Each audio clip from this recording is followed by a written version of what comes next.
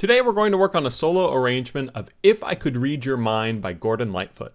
This was voted on over at my Patreon page, so if you're interested in downloading the tab, as well as helping decide what next month's tutorial might be, check out the link down below.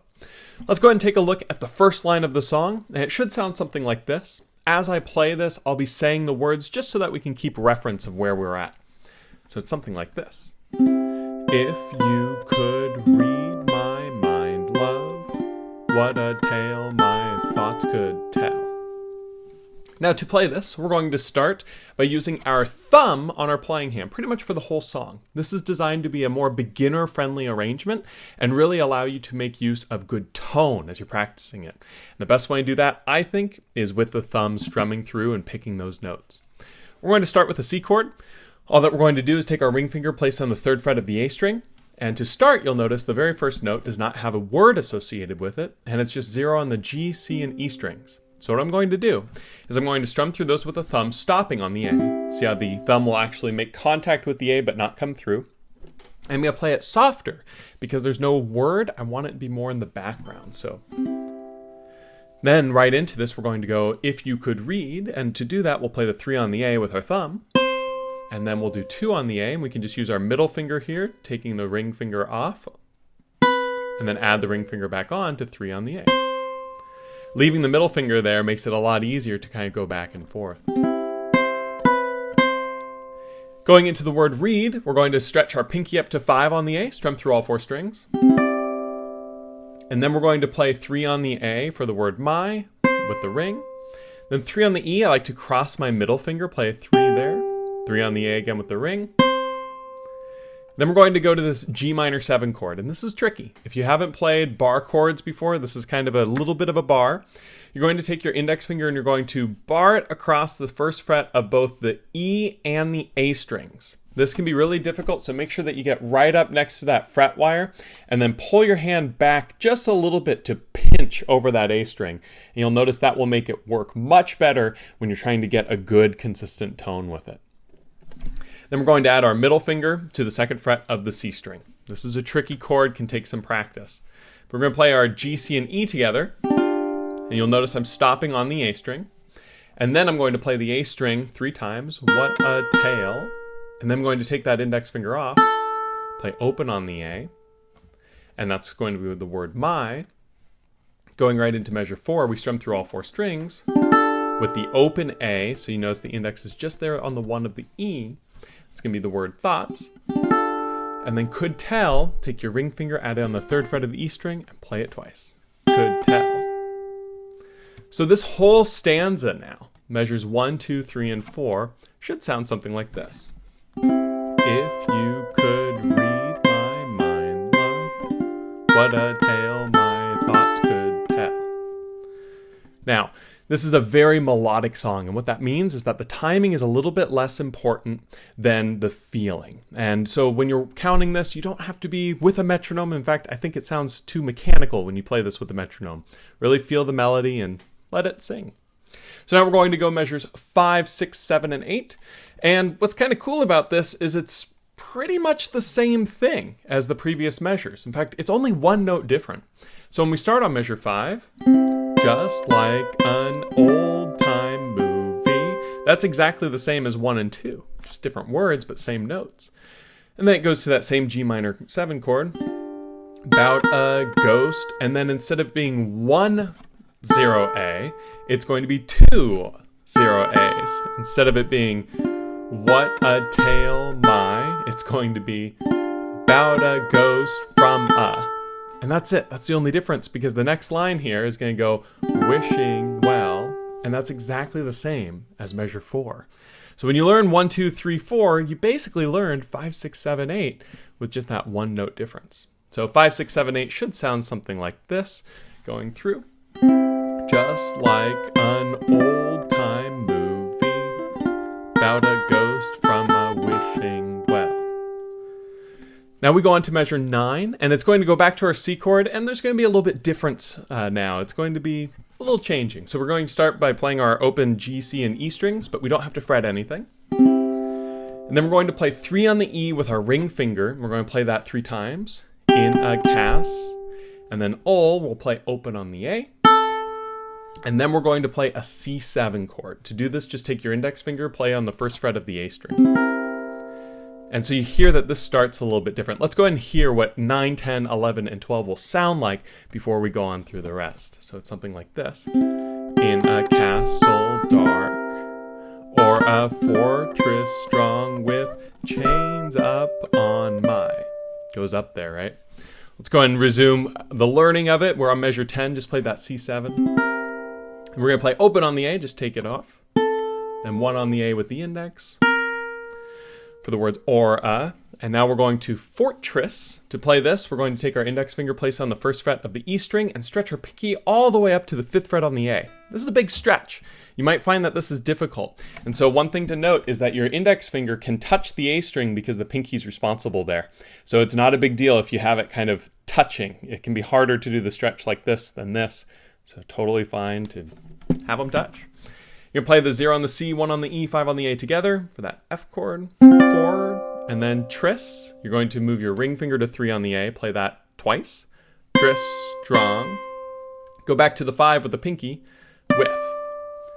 And now we're going to start the hardest part of the song. Measure 12, that G chord, is going to bar all the way across 7. So take your index finger, bar it all the way across the 7th fret, and then go ahead and take your middle finger if you want, and reinforce that bar to make it a little easier to push all the way down. And pluck through all 4 strings with your thumb. And that's the word chains. And now we're going to take our pinky and place it on 10 of the E. And then we're going to use our middle finger, and we're going to place it on 8 of the E. And then we're going to take our pinky, put it back on 10 of the E. Bit of a monster, going all the way up there. But chains up on my gets us the sound that we need for that melodic sequence. So let's go ahead and hear what measures 9, 10, 11, and 12 sound like now that we've learned them. It should be something like this. In a castle dark, or a fortress strong with chains up on my. Now, the reason I said this is the hardest part of the song isn't just the bar there, but it's actually how it goes into the next section. So we want to make sure we're still barring across 7. We've got that 10, 8, 10 that we just played. So the last thing we did is our pinkies here on 10 of the E. And we go on to measure 13. And for this, we're going to play this really cool A minor chord. Now, we want to think of it with the confines of the 10 on the E string with the pinky, because that's where we're moving to. So I'm going to slide my hand down, put my index on 3 of the A string and my ring finger on 5 of the E, and strum the C, E, and E together. What I want you to do is practice just that movement by itself. 10 on the pinky, down to 5 and 3. And just sit there and kind of practice that again and again and again, because if you practice that in isolation, you'll make it easy to make that jump, because it is difficult. But let's go ahead and hear what 13, 14, 15, and 16 sound like as we learn them. So it's going to be feet, you know that ghost in me, and I will never. So to play this, again, that A minor we just talked about, we're going to play through. We'll play the 3 on the A again, which is just going to be 3 on the A with the index finger. And then we're going to go on to an F chord, which is our index finger here on the first fret of the E string, and our middle finger is going to be on the 2nd fret of the A string. You'll notice this adds some tension that's going to be immediately resolved. Play the C, E, and A strings together, and then we play open on the A. So that tension, you can hear how nice it is for a know that. Then ghost will be open on the A again. And then we'll play 3 on the E with our ring finger for the word is. And then the word me is going to be this C chord, which you already have your ring finger here on the 3rd fret of the E string. Just strum through your G, C, and E strings. Then we're going to play the 3 on the E again. And then we're going to go back to that same, spicy, tense F that we played a moment ago. So index on 1 of the E string, middle finger on 2 of the A string. Strum our C, E, and A. But now instead of going down, we're going to go up with our ring finger to the 3rd fret on the A string and play that 3 times. Will never. So measures 13, 14, 15, and 16 should sound something like this. Feet, you know that ghost is me, and I will never. Going on to measures 17, 18, 19, and 20, they should sound something like this. Be set free as long as I'm a ghost that you can't see. So this is sort of the end sequence of the song. There is an ending after this, but this is the final of the lyrics and the vocals. To play this, we'll start with the C, but we're going to take our index and place it on the 2nd fret of the A string. And we're going to strum through all 4. The word B. And then what we're going to do, actually, excuse me, I just said use your index finger there on the 2 of the A. I misspoke. We're going to use the middle finger. And there's a reason for this. There's 2 reasons, actually. Just previously, we played that there on the F, and the next chord, we're going to want that there too. So use your middle finger here on the 2nd fret of the A string. Strum through all 4 strings. Ring finger on 3rd fret of the A string 3 times. So we have be set free as. Now we're going to leave that middle finger where it is on the 2nd fret of the A string. Move your ring finger up to the 3rd on the E and your index over to the 2nd fret of the C for this G chord, 0, 2, 3, 2. Strum through all 4 strings. That's the word long. Take your pinky, place it on the 3 on the A for the as, I'm, and then slide it up to 5 for the word So we have be set free as long as I'm and then we're going back up to that really high part for the G bar all the way across 7, ghost, and then we're going to play 10 with the pinky on the E string, that, and then 8 on the E string with the middle finger, U, 10 on the pinky again, can't. And then, instead of jumping down to that A minor that we did before, it's a little bit easier. We jump down to a C chord. Just take your index finger and put it on the 3rd fret of the A string and strum through all 4 strings. So if we look at that relationship of measure 19 into 20, it looks like this. Ghost that you can't see. You'll see what I'm doing there is when I play the 10 before the C chord, I'm going to be thinking and looking to move that index down so that I'm setting it up. Instead of being up here and thinking, okay, next note, I gotta go all the way down. I'm gonna play that note. I'm gonna be looking and moving towards that 3 so that I can get there on time. Now after you play that C chord, it begins the little ending sequence. And so you're going to play open on the E, then 3 on the E with your index, and actually bar over the E and the A because the next note is 3 on the A. Then take your ring finger and add it on 5 of the A. And that finishes that stanza. So measures 17, 18, 19, and 20 should sound something like this when you play it through. Be set free as long as I'm a ghost that you can't see. Now, going right into measures 21 through the end, what happens is when you play 21, it sounds like this. We just did the riff before, and then normally we repeat and we go back to the beginning of the song.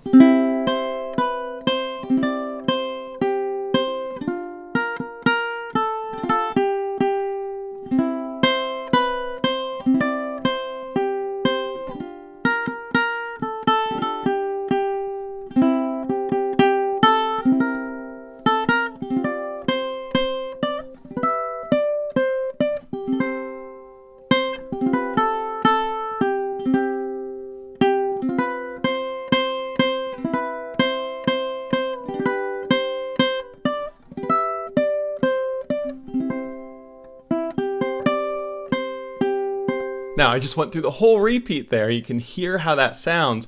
So we can do that whole thing twice. Or if you want to make the song a little bit shorter, you can go ahead and skip that repeat and go on now to measure 22. And measure 22 and 23 are exactly the same as measures 20 and 21. It's just playing that riff, and it's supposed to repeat a few times so that you can end the song really nice and peacefully. And so that sounds something like this. I'm going to play measures 22 and 23. I'm going to repeat it a few times.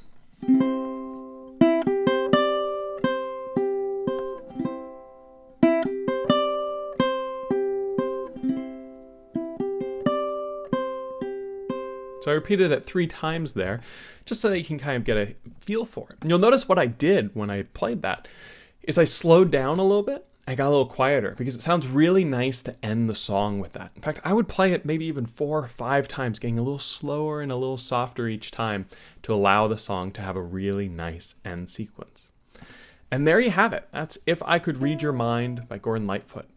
Now, if you want to take this arrangement to the next level, what you can do is start to try to add some fills. Because the rhythm of this song is relatively simple, you can try to do things like strum it or add finger-picking fills using different concepts. If you'd like to know more about how to use strumming and use fingerpicking and things, check out the links down in the description below where I've got a few different workshops I've done on my Patreon that talk about some of these concepts. But just so that you can kind of hear it.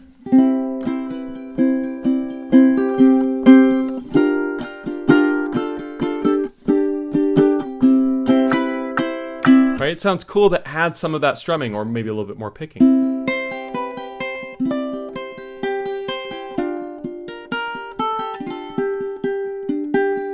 And all I'm doing there with that picking is adding some extra notes in between the melody. And so if you're a more advanced player, this is a great foundation and skeletal arrangement to try to add some more stuff to it. If you have any questions about this arrangement, feel free to leave them down in the comments below. And I'll look forward to seeing you guys next time on the next song tutorial. Thanks again. Take it easy.